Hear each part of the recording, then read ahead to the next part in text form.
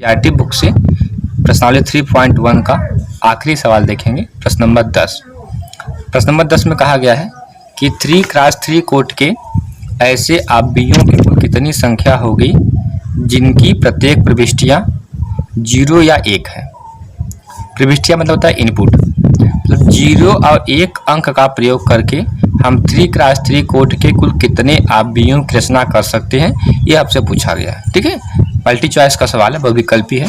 हम लोग यहाँ पे देखें कि दिया है प्रविष्टियां 0 तथा 1 है, तो कुल प्रविष्टियां हो गई 1 2 2 प्रविष्टियां हो गई, अतः प्रविष्टियों की संख्या कुल 2 हो गया। आवयव का जो क्रम है वह 3x3 कोटि का है, अतः आवयवों की कुल संख्या जो हो जाएगी, आवयवों में अवयवों की कुल संख्या हो जाएगी वह 9 हो जाएगी। 9, ठीक है। तो प्रविष्टि से निर्मित कुल आवयवों की संख्या प्रविष्टियों की संख्या के पावर अवयवों की संख्या, तो प्रविष्टियों की संख्या हमारे पास 2 है, के पावर अवयवों की संख्या 9 है, तो 2 घाते 9 को हम सॉल्व करेंगे तो 512 आएगा। ठीक है, इस प्रश्न को हम दूसरे विधि से भी हल कर सकते हैं। इस प्रश्न को हम गणना के आधारभूत सिद्धांत से भी कर सकते हैं। ठीक है, जैसे दूसरा विधि देखिए, इसका बी नो डेट हमको दिया है कि 3x3 का कोई आवयव है, तो 3x3 का कोई आवयव हम यहाँ पे निर्मित कर लिए, बना लिए। हमारा हो गया A11 A12 A13 A21 A22 A23 A31 A32 A33। ठीक है, तो कुल अवयवों की संख्या कितनी हो गई? 9 हो गई, पहले से पता है। प्रत्येक अवयव को 2 विधि से लिख सकते हैं, जैसे यहाँ पर हम या तो 0 लिख सकते हैं या तो 1 लिख सकते हैं। यहाँ पे भी हम या तो 0 लिख सकते हैं या तो 1 लिख सकते हैं, यहाँ पे या तो 0 या तो 1। इसी प्रकार प्रत्येक अवयव को हम 2 विधि से लिख सकते हैं। ठीक है, तो गणना के आधारभूत सिद्धांत के अनुसार हम लोग पिछली कक्षा में पढ़े थे, अगर किसी कार्य को हम यम विधि से तत्पश्चात उसी कार्य के कुछ भाग को यन विधि से करते हैं तो कार्य करने की कुल विधियाँ होती यम क्रॉस यन। ठीक है, तो हो जाएगा यहाँ पे इसके लिखने की 2 विधियां हैं, इस अवयव को लिखने की भी 2 विधियां हैं।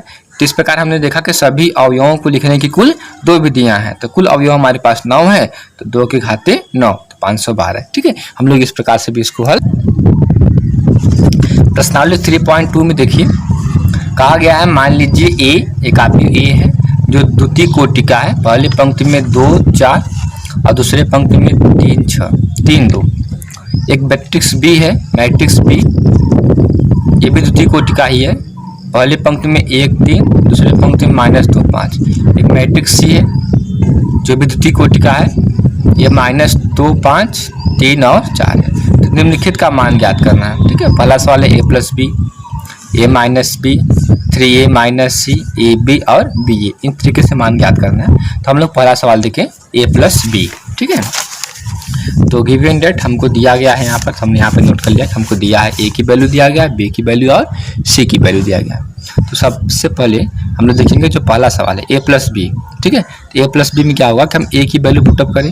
ठीक है, तो a की वैल्यू पुटअप कर लिए यहाँ पे 2 4 3 2 प्लस b की वैल्यू पुटअप कर लें 1 3 -2 5। ठीक है, तो आवयवों के योगफल में क्या होता है कि ये नियम है कि 2 आवयवों का योगफल हम तभी ज्ञात कर सकते हैं जब उनके कोटि समान हो। ठीक है, तो यह द्वितीय 2x2 कोटि का है, यह भी 2x2 कोटि का है। तो हमने देखा कि दोनों के जो कोटि है या क्रम है वह समान है, अतः आप भी जोड़ी जाते हैं।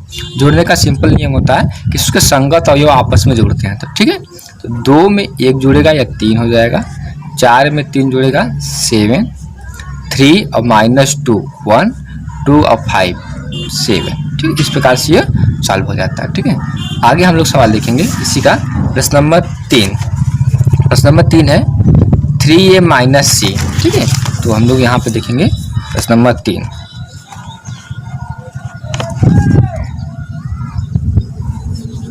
3a - c। ठीक है, तो 3 a की वैल्यू पुटअप कर ले हम लोग, a की वैल्यू है 2 4 3 2 -c की वैल्यू पुटअप कर ले हम लोग -2 5 3 4। ठीक है, सबसे पहले क्या होगा कि जो हमारा ये 3 है, इस 3 का गुणा मैट्रिक्स ए के सभी अवयव में हो जाएगा। ठीक है, हो जाएगा 3 दूना के 6 3 चौक 12 3 त्रिका 9 3 दूना के 6।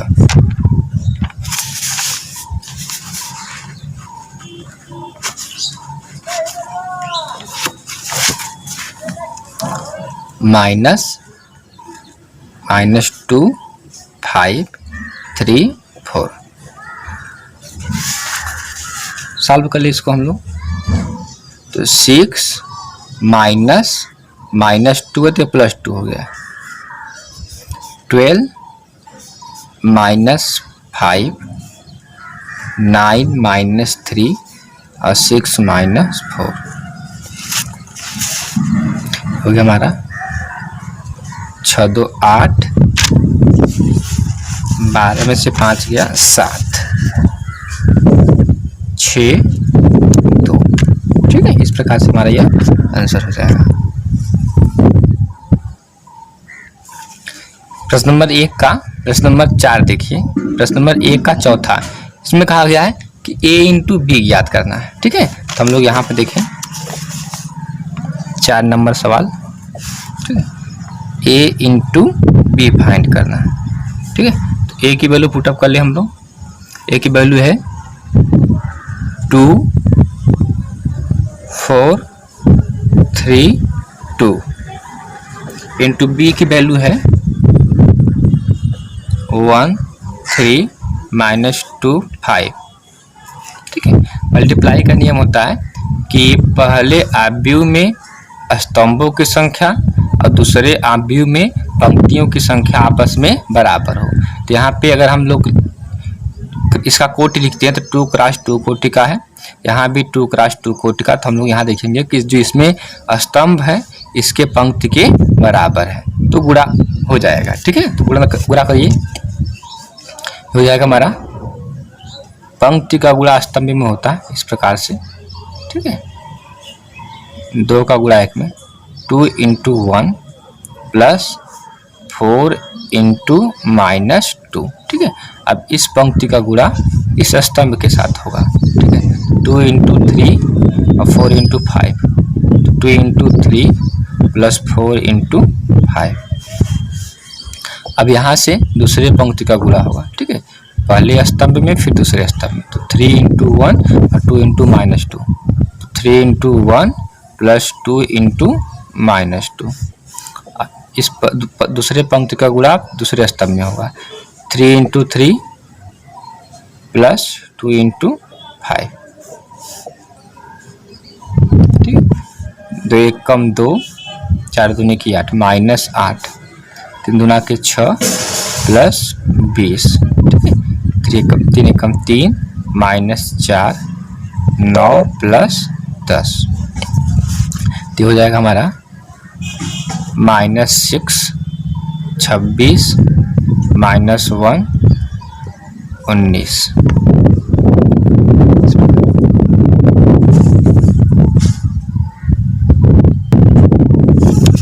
इसी का 5 नंबर सवाल है, बी ए ज्ञात करना है। ठीक है, हम लोग देखेंगे यहाँ पर बी इंटू ए। ठीक है, तो बी इंटू ए में बी का क्रम हम लिख लें, बी का क्रम है 2 क्रॉस 2 इंटू ए का भी क्रम है 2 क्रॉस 2। तो यहाँ पे देखिए मैचिंग कर रहा है, पहले आव्यूह में स्तंभों की संख्या दूसरे आव्यूह में पंक्तियों की संख्या के समान है, अतः गुणनफल हो जाएगा। ठीक है, तो बी इंटू ए, बी की वैल्यू पुटअप कर ले हम लोग। बी की वैल्यू है 1 3 माइनस 2 5 इंटू ए की वैल्यू है 2 4 3 2। ठीक है, गुणनफल ऐसे ही होता है जैसे हमने आगे देखे हैं प्रश्न नंबर 4 में। ठीक है, तो पंक्ति का गुणा स्तंभ में होता है, पंक्ति का गुणा स्तंभ में होता है। ठीक है, तो 1 कम 2 प्लस 3 त्रिका 9, दूसरे पंक्ति के साथ होगा 1 गुणे 4 4 प्लस 3 दूना के 6 माइनस 2 गुणे 2 दूनी की 4 माइनस 4 प्लस 5 तिहाई 15 4 दूनी की 8 माइनस 8 5 दूना के 10 प्लस 10। ठीक है, सॉल्व कर ले इसको हम लोग। 9 2 11 4 6 10